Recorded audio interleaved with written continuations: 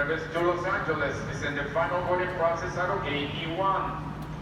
If you're traveling to LA, please report to gate E1 for the immediate boarding of your aircraft. Passenger Sherman, Mal, Mario 2, Bishahar. Please report to gate E1 for the immediate boarding of your flight to LA.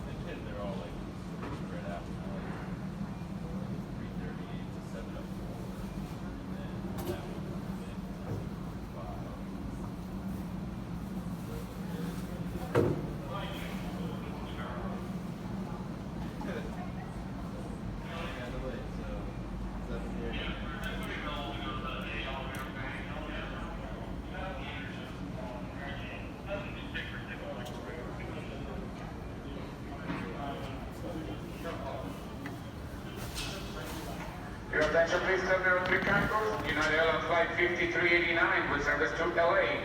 It's in the final boarding process at gate E1. If you're traveling to Los Angeles, please report to gate E1 for the immediate boarding of your aircraft, please.